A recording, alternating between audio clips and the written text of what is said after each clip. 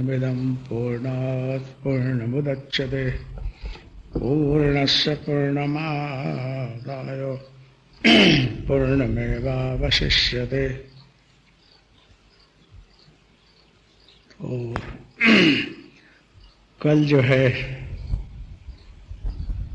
गृहस्थाश्रम जीवन में भक्ति का प्रकार और थोड़ा सा प्रश्न आज फिर भोला भाई ने पूछा है मृत्यु और जन्म के विषय में। थोड़ा सा प्रकाश डाल रहा हूं। साधना का मतलब है अपने लक्ष्य को पाना। लक्ष्य क्या है? अमरत्व, मृत्यु से पार जाना। मृत्यु से हम पार जाएं, मृत्यु पर विजय प्राप्त कर लें, वही सच्ची साधना है।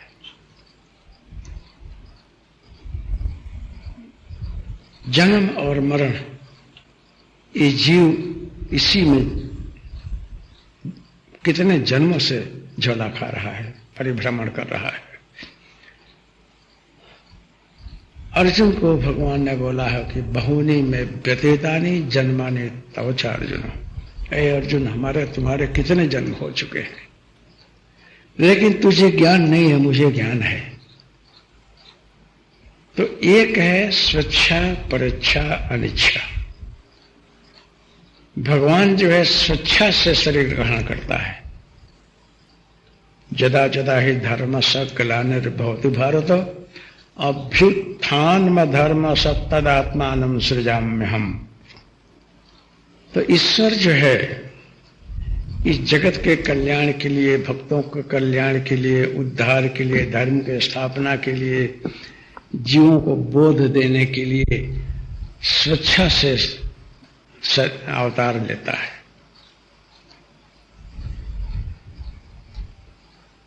और कुछ ऐसे तपस्वी वर्ग हैं जो परीक्षा से, दूसरे के संकेत से वो भी आते हैं। जैसे कि भगवान के साथ में बंदर लोग भी आए और भी अवतारी लोग आए। तो वे परीक्षा मतलब संकेत से कि भाई आप भी जाओ, कुछ जगत में निमित्त बनो, कुछ काम करना है आपको। तो वो लोग दूसरे के संकेत से आते हैं। लेकिन जीव जो है अनिच्छा से आता है। उसकी इच्छा हो कि न हो, उसको आना ही पड़ेगा, क्योंकि उसके अंदर सामर्थ्य नहीं है, उसको ज्ञान नहीं है, उसको बोध नहीं है। क्योंकि जीव भाव में ये जन्म लिया और मेरा एक परिवार है, कुटुंब है, मेरा घर है, मुझे काम करना है, कमाना है, खाना है और अच्छी जिंदगी जीना, गाड़ी में फिरना, एसी में रहना, सुखी जीवन जीना, अच्छा कपड़ा पहनना, अच्छा खाना, उसको ये ख्याल है, यही उसका जीवन लगता है, ये उसको जिंदगी लगती है कि हम बड़े सुखी हैं, क्योंकि उसको मृत्यु का ज्ञान नहीं है। लेकिन शास्त्र बोलता है कि जन्म लेते ही मृत्यु जो है शुरू हो जाती है। जब आपका जन्म हुआ तब से ही आप मर रहे हो, मतलब एक एक दिन जा रहा है, लेकिन आपको ख्याल नहीं है। आपको मृत्यु की परिभाषा नहीं ख्याल है। आप सोचते हो कि जब हम शरीर से निकल जाएंगे तब हम मृत्यु पाए, उसके पहले हम जी रहे हैं, ऐसे ही सबको लगता है। लेकिन गहराई में जाकर तत्वज्ञानी लोग बोलते हैं कि जब से आपका जन्म हुआ तभी से मृत्यु की शुरुआत हो गई। और जब आप जो है इस शरीर से निकले, तब कब निकलेंगे ये कहना मुश्किल है। वो कोई किसी को नहीं बताता है कि तुम कब शरीर छोड़ दोगे। हो सकता है कि 15-20 वर्ष में भी किसी का शरीर छूट जाए, कोई आकस्मिक घटना घट जाए, और हो सकता है कि 90-100 वर्ष भी जी लें, इस शरीर में रह सके। जरूरी नहीं कि आप शरीर से कब बाहर निकल जाएंगे, लेकिन जो आप जी रहे हैं, जितने भी मानवीय जगत में जी रहे हैं, वो सब मृत्यु का वर्ण किए हुए हैं। एक एक दिन चला जा रहा है और हमारा जीवन घट रहा है, फिर भी हम अपने को सुखी, संपन्न, समृद्ध मान रहे हैं। हम बड़े आनंद में हैं। उनको ये ज्ञान नहीं है और वो पूछते रहते हैं कि मृत्यु कब आएगी। अरे भाई, मृत्यु तो तेरे को वरण की हुई है, तेरे साथ में ही चल रही है, कि क्षण तुम्हारे साथ में है, आएगी क्या? वो तो जब ये घर का सब हिसाब किताब पूरा हो जाएगा, बाहर निकल जाओगे, उसको आप मृत्यु मानते हो, लेकिन मृत्यु तो पहले ही से ही है। और आप जब शरीर छोड़ते हो तो मृत्यु में ही प्रवेशते हो। आप मृत्यु से पार नहीं गए, लेकिन साधना कहती है कि मृत्यु से पार जाओ, इससे आगे भी जाओ, अंदर कुछ है, इसको भेद करके आगे जाओ। तो जब हम शरीर छोड़ते हैं तो लोग बोलते हैं कि उनका भाई का शरीर छूट गया, मर गए। लेकिन मरकर गए कहां? फिर मृत्यु में प्रवेश कर गए। क्यों? कि शरीर छोड़ने के बाद फिर जन्म लिया। जन्म लिया तो वहां भी दिन गिना जा रहा है कि गर्भ में रहोगे कब तक? 9 महीना। उसके बाद फिर मृत्यु धक्का मार के निकल बाहर। आप बाहर आए, आप बाहर आने के बाद फिर वो मृत्यु जो है अपना काम चालू कर दी है, आप उसी में जी रहे हो। लेकिन एक एक दिन, एक एक क्षण मर रहे हो आप, फिर भी आपको कुछ ज्ञान नहीं है। आप यही समझते हैं कि मैं अमर हूं, दीर्घजीवी हूं, स्वस्थ हूं, ऐसे ही हम मानते हैं। लेकिन तत्वज्ञानी लोग, महापुरुष लोग बोलते हैं कि तुम इस जन्म मरण के रहस्य को समझो और जानो। चाहे इसमें सन्यासी आए कि ब्रह्मचारी आए कि त्यागी आए कि संसार में रहे वो रहे, राजा हो रंक हो, सब चले जाते हैं। कोई स्थूल को रखा नहीं, सबकी मृत्यु है। इसका नाम मर्तलोक है। कोई भी रहेगा नहीं, सबको जाना है। तो करना क्या? इस साधना, ये उपासना, ये भक्ति, इससे फायदा क्या? मरना मुझे भी है, आपको भी, सबको है। तो ये क्यों करने का? कहे कि नहीं, अगर मृत्यु को जान लिया, जन्म के रहस्य को जान लिया, तो तुम अमृत प्राप्त कर लोगे। इसलिए जानना है। कैसे? तो योगी लोग, तत्ववेत्ता लोग, ध्यानी लोग, बुद्ध लोग इसकी गहराई में जाते हैं। वो एनालाइज करते हैं, शरीर की व्याख्या करते हैं कि आखिर मरता और जीता कौन है।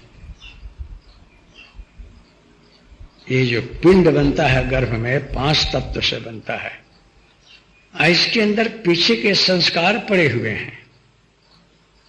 क्या कर्म किया, क्या क्या सोचा मन में, क्या क्या सोचा, क्या क्या विचारा, उसके आधार पर वो सूक्ष्म जीव में, इसके अंदर चित्त मन, चित्त बुद्धि में ये सब संस्कार पड़े हुए हैं। उसके कारण फिर वो स्पीड को लेकर आता है, वो संस्कार को लेकर आता है, और वो उसके द्वारा फिर आगे का काम शुरू करता है। संकल्प जो जो आप सोच लेते हैं, चित्त पर गहरा उसका असर हो जाता है, वो पड़ा रहता है, वो जाता नहीं है। तो बोलते हैं कि 5 तत्व का बना हुआ ये पिंड है, इसके अंदर मन चित्त बुद्धि है। तो मेरा मन बहुत चंचल है, मेरा चित्त बहुत चंचल है, बुद्धि बड़ी तर्कशील है, मैं कुछ समझ नहीं पाता हूं। मुझे इस मृत्यु से पार जाना है, मुझे अमर हो जाना है, मुझे जन्म नहीं लेना है, मुझे इस ब्रह्म तत्व को, व्यापक परम ब्रह्म को जानना है, उसके पास में, उसके अंदर प्रवेश करना है। ऐसा जब हम सोचते हैं तो कोई तत्वज्ञानी बोला कि अगर तुझे ये ब्रह्म तत्व चाहिए, ब्रह्म ज्ञान चाहिए, इस सृष्टि की अमूल्य समृद्धि है, तेरे पास है लेकिन चाबी नहीं है, मैं तुझे बताना चाहता हूं, लेकिन मेरे बंधु तुम स्वस्थ होकर के तो थोड़ा अपना परिचय दो, क्योंकि कहीं नौकरी में जाओ, इंटरव्यू में जाओ, डिग्री लेकर जाओ तो परिचय देना पड़ता है। आप किसके पुत्र हो, क्या पढ़े हो, कहाँ रहते हो, आपका कैरेक्टर कैसा है, इसके विषय में सारी सर्टिफिकेट लेकर दो, फिर नौकरी मिलती है। चाहे वो खजाना बैंक का मैनेजर बनाया जाओ, कि कोई IAS ऑफिसर बनो, कि IPS बनो, दूसरे के जीवन का निर्णय करना है आपको, दूसरे की संपत्ति को संभालना है, सृष्टि की व्यवस्था में आपको भाग लेना है, तो विश्वास तो होना चाहिए दूसरों का आपके ऊपर, अपना परिचय देना पड़ता है। यहाँ मैं आपको आत्मज्ञान दे रहा हूँ, मुक्ति के मार्ग बता रहा हूँ, अपने स्वरूप में आपको ले जा रहा हूँ, तो थोड़ा सा अपना परिचय तो देना ही पड़ेगा, क्योंकि सहज में सद वस्तु परिचय अगर नहीं दी जाती है तो तुम जो है अपना परिचय दो, फिर मैं तुझे बताऊं। तो उसमें आप अपना परिचय देने में थोड़ा विचार करने लगोगे कि स्थूल शरीर जो है, ये मेरा हाथ है, ये मेरा सर है, ये मेरा नाक है, ये मेरा कान है, मेरा मुख है, एक एक अंग अलग अलग हैं, और सारे स्पेयर पार्ट को मिलाने के बाद आप संजय बने हो, राम मोहन बने हो, श्याम जी बने हो। तो आप जो है वो या सारे शरीर का नाम आपका रखा गया है। जब जन्म हुआ था आपका कोई नाम नहीं था, तो सच्ची पहचाने नहीं है। तो बोलते हो कि इसमें तो मेरी बुद्धि नहीं कार्य, मेरा मन चंचल है, चित्त चंचल है, बुद्धि काम नहीं करती है। आप डायरेक्ट शब्द में मेरा शब्द का प्रयोग कर रहे हो, तो आप कौन हो? मतलब आप मन नहीं हो, आप चित्त नहीं हो, आप बुद्धि नहीं हो। इसीलिए मेरा मन, मेरा चित्त, मेरी बुद्धि मुझे समझ में नहीं आता है। आपको नहीं आता है, ठीक है, लेकिन आप कौन हो? तो आप मन भी नहीं हो, चित्त भी नहीं हो, बुद्धि भी नहीं हो, तो आप गहराई में जाओगे तो आपको लगेगा कि मैं एक शुद्ध बुद्ध आत्मा हूं। और आत्मा को कभी अज्ञान होता ही नहीं है, उसको अशांति होती नहीं है, उसका जन्म भी नहीं है, मरण भी नहीं है। ये जीव का जन्म मरण है, आत्मा का नहीं। अगर आत्मज्ञान हो गया, वो आदमी मरता नहीं है और जन्म भी नहीं लेता है। वो स्वेच्छा और परेच्छा की स्थिति में चला जाता है। इच्छा हो तो संसार में आएगा, इच्छा हो तो नहीं आएगा। क्योंकि अवतारी पुरुष भी आते हैं और एक जीव भी आता है, लेकिन सबको अपने जीने की शैली है। एक आदमी गांव का रहा, कोई सिनेमा में ले गया कि चलो आज तेरे को फिल्म दिखा दूं।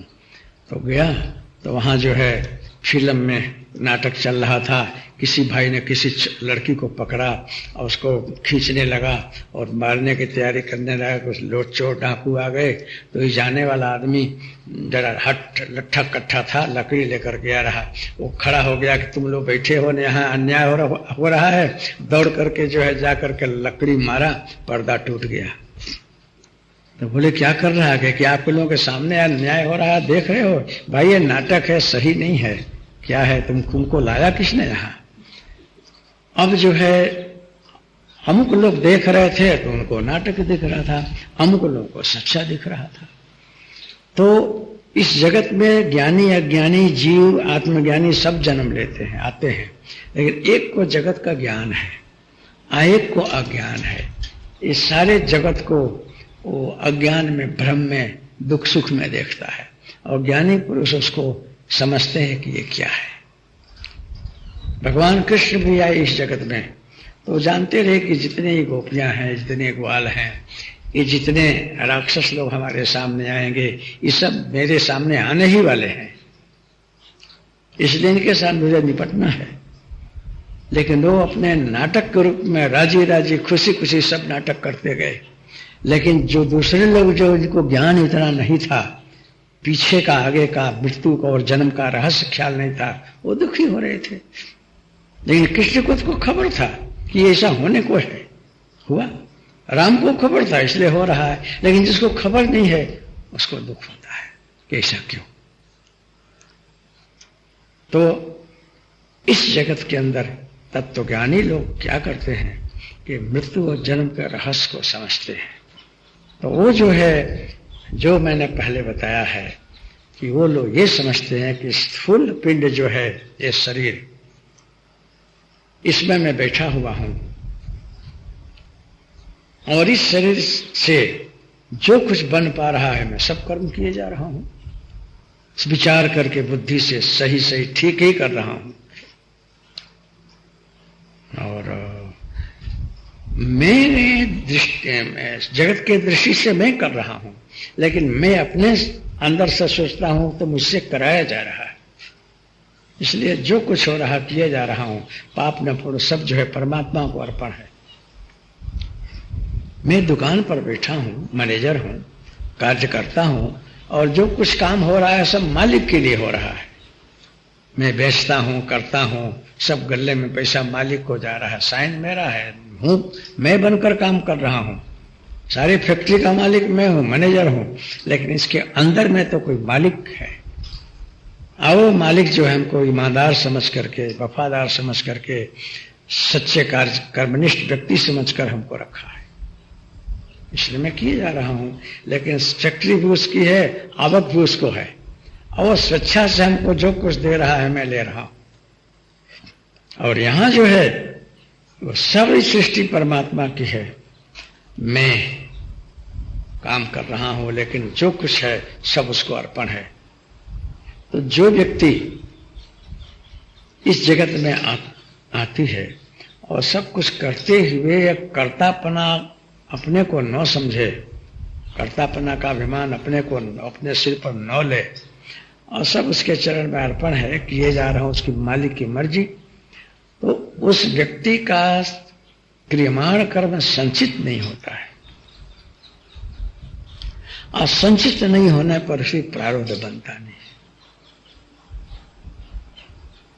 प्रारब्ध नहीं बनता है फिर जन्म होता नहीं है। तो मृत्यु जो है, ये शरीर को छोड़ देना मृत्यु नहीं है, ये तो एक जगह छोड़कर दूसरे जगह प्रस्थान होता है। वासांश जरिनान यथा विहायो नवान गृहणाति नरो प्राणी, गीता ऐसी बोलती है कि जब समय पूरा होता है तो जीव अपने इस काम को किया और बाकी काम करने दूसरा फील्ड ढूंढता है। ट्रांसफर हम बोलते हैं, ऑफिसरों का ट्रांसफर होता है ना यहाँ से वहां, तो अपने काम पूरा हुआ तो ट्रांसफर कर दिया दूसरे जगह। अब ट्रांसफर में कहीं कहीं जो है सरकार देखती है कि ये हमारा जो काम करने वाले स्टाफ है अगर अच्छा है तो किसी किसी को बहुत अच्छी जगह भेज देती है, और किसी किसी को ऐसे रण प्रदेश में व्यवस्था के लिए भेज देती है सरकार कि उसको वहां बड़ी मुश्किल होती है। ये जस्ट लाइक पनिशमेंट, ऐसे जगह ट्रांसफर कर दे तो पनिशमेंट हो जाता है। और कहीं कहीं किसी का काम ठीक नहीं हुआ तो उसको प्रमोशन के बदले रिवर्जन हो जाता है, सरकार के ऊपर है।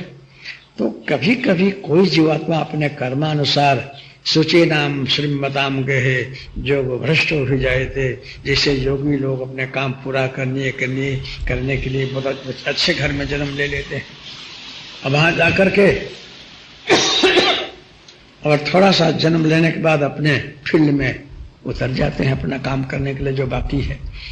एक ही तिथि है साहब, एक ही दिन है, एक ही समय है, कुंडली एक जैसा बन रहा है, लेकिन एक करोड़पति के घर जन्म रहा है, एक करोड़पति के घर में जन्म रहा है। एक कंगाल और गरीब के यहां जन्म ले रहा है, एक अजबोपति करोड़पति के यहां जन्म ले रहा है।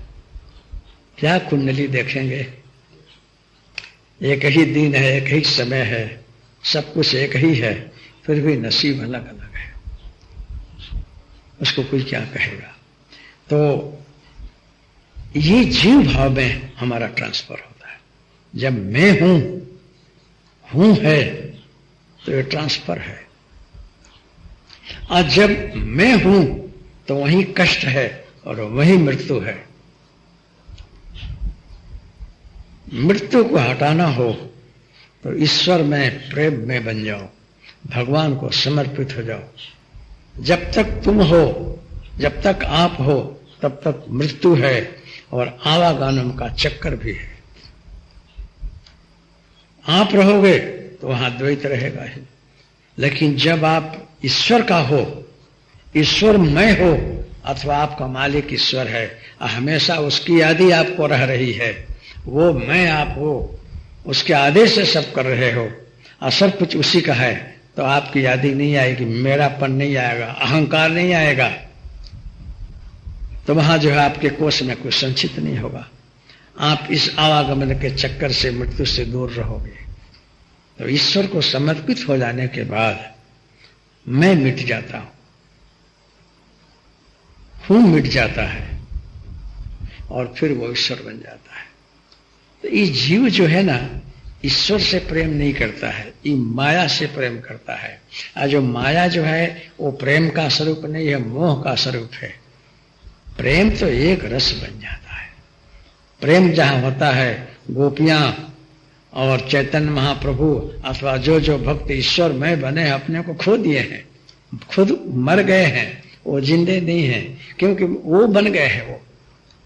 लेकिन ये जगत जो है प्रेम करता है। मैं प्रेम करता बोलता, लेकिन प्रेम नहीं है। आप दो छोकरी छोकरे प्रेम करते हो और शादी करते हो, अच्छा है, लेकिन अगर किसी को कोई बीमारी निकल गई, कोई आधी व्याधि सी लग गई, एड्स ना कैंसर ना कोई दर्द सा खबर पड़ गया, प्रेम करना छोड़ दोगे आप? जिसके साथ प्रेम किया, इतना प्रेम गाढ़ लगाओ और वहीं आपको मृत्यु दिखाई पड़ने लग जाएगी, वहां प्रेम कहां चला गया?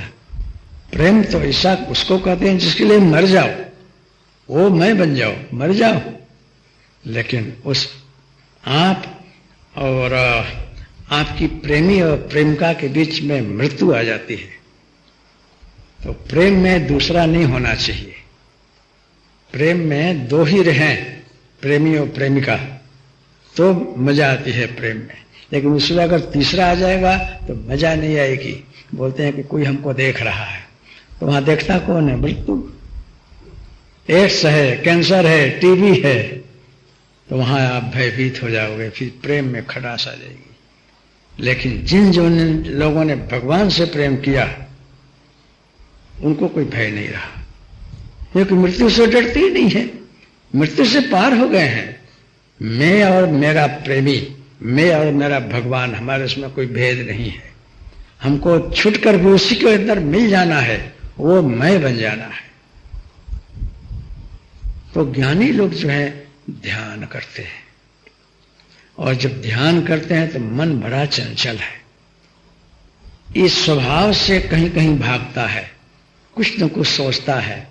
इससे हो कि ना हो, सोचेगा बहुत, ये कर लो, वो कर लो, ऐसा कर लो, स्वभाव है। होता होता कुछ नहीं है, लेकिन स्वभाव है। बंदर जो है कहीं वृक्ष पर बैठेगा और आम फला हुआ है, लगा हुआ है, लेकिन एक जगह बैठकर खाएगा नहीं, वो कूदा कूद करने में उसको मजा आती है। एक जगह आम पड़ा है और खा लेगा, लेकिन दूसरे जगह देखा तो वहां भी कूदे लगाएगा, तो जहां बैठा है वो भी फल नीचे पड़ गया, और जहां कूदता है वो भी पड़ेगा, लेकिन उसको मजा आती है इसमें, वो कूदने में। तो मन जो है बंदर जैसा है, समझता नहीं है, कुद्दी लगाता है, इधर से उधर दौड़ता है, तो ध्यान इसको लगता नहीं है, इसको विचार अलग अलग बंद होते हैं।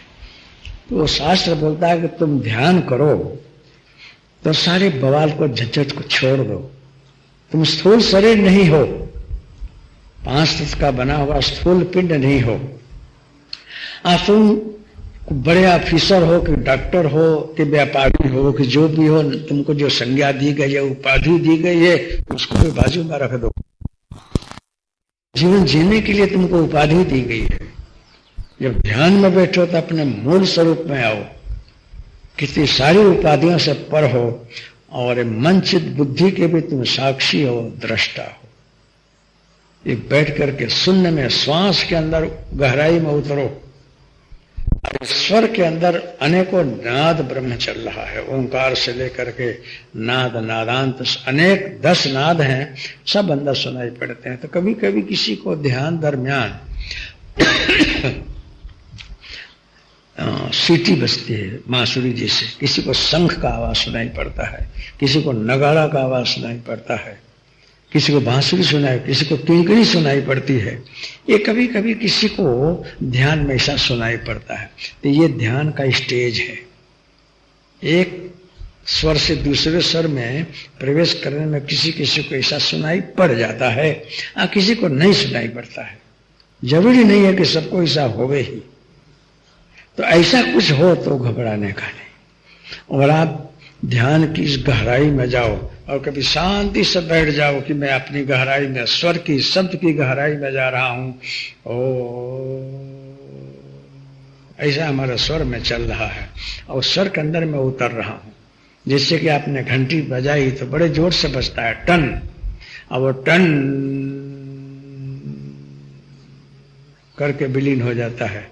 इतना सुख बनता है कि सुनाई नहीं पड़ता है। इस प्रकार से स्वर की गहराई में आप जाइए और गहराई में जा करके बैठने की कोशिश करिए। अगर मन आपका उद्विग्न हो, कहीं दौड़ता है, भागता है, परेशान कर दो, तब करने दो। बोलो कि तेरे को जहां जाना हो जाओ, उछल कूद करना हो कूद ले, दौड़, लेकिन मेरे को बैठने दे। बुद्धि जो आपको परेशान करते हो तो उसको बोलो तुम भी खेल कूद ले, क्योंकि तू मेरी बुद्धि है। लेकिन मैं शब्द जब प्रयोग करता हूं तो मेरी मन है, मेरे चित्त है, मेरी बुद्धि है, मैं वो नहीं हूं, मैं आत्मा हूं। ऐसी भाव में आप बैठिए शांति से, तो आपको धीरे धीरे जो बच्चे आपको परेशान करते हैं, बुद्धि, मन, चित्त, वो धीरे खड़े रहेंगे कि अगर हमारे बॉस, मालिक ही हमारा साथ न दें तो एकला जाने में क्या फायदा है, क्या दौड़ा दौड़ करना, क्या उछल कूद करना। तो फिर मन, चित्त, बुद्धि स्थिर हो जाते हैं, क्योंकि आप उसका साथ नहीं दे रहे हैं, आप उस स्वर में घुस रहे हैं। और स्वर जो है वो वायु है, और वायु रूपी डाल के अंदर ही ये कूदते हैं, वायु के आधार पर ही ये कूदते हैं, इसके अंदर ही विचार आता है। तो जब आप वायु के अंदर प्रवेश कर रहे हैं, शांत गुफा में जा रहे हैं, शांति से बैठेंगे तो आपको कुछ दिखाई नहीं पड़े, कोई स्वरूप नहीं देखने की जरूरत है, कुछ सुनने की जरूरत नहीं है, बस परम शांति में आप जा रहे हैं। ऐसे करने से होगा क्या कि आपके स्वरूप का ज्ञान होने लगेगा। एक शुद्ध बुद्ध आत्मा हो, सोहम स्वरूप हो आप, तो चलते फिरते उठते बैठते उस शांति की स्मृति रहेगी। और आपको कोई बहुत प्रिय वस्तु खाने में आ गई हो, स्वाद आ गया हो, आपको बहुत याद ही रहता है कि वो वस्तु वहां बहुत मीठी रही, बहुत अच्छी रही, और स्वाद की यादी रहती है। और कहीं आप ऐसी जगह में चले जाओ कि जहाँ कुदरती वातावरण बहुत अच्छा हो, फूल झाड़ लगे हों, प्राकृतिक सौंदर्य हो, आकर्षक हो, वो भी नहीं भूलता है, स्मृति में रहता है। इसी प्रकार से शांति में जब आपको आनंद आ जाएगा, वो स्वाद आ जाए आपको, तो जब जगोगे तो स्मृति में रहता है। तो आप सब कुछ काम करते रहेंगे, फिर भी वो सोहम ब्रह्मोस्मि नाद नादांत की जो स्मृति है आनंद की, वो नहीं जाती है। तो जीव को जो हमेशा जागृत करती है। तो वो ध्यान में आप 1 घंटा बैठे, लेकिन जगने के बाद सारे देह स्मृति रहती है, तो मतलब वो कनेक्टेड रहता है, जुड़ा हुआ रहता है। तो आप बैठेंगे तो खूब स्वाद आते आते ऐसा हो जाएगा कि आप चलते फिरते उड़ते बैठते भी अब सोहम ब्रह्मोस्मि की विस्मृति नहीं होगी। आप जागृत हो जाएंगे और ऐसे मस्त हो जाएंगे आप, तन्मयता हो जाएगी आपको कि बस उसी को सच्चा ध्यान कहते हैं, उसी को सहज ध्यान बोलते हैं। कि कुछ भी प्रयास किए बगैर, रेचक कुंभक पूरक किए बगैर, मूल बंद, उड्डयन बंद, जालंधर बंद किए बगैर, पद्मासन, सुखासन, कमलासन लगाए बगैर हम ध्यानस्थ हैं। हरि ओम।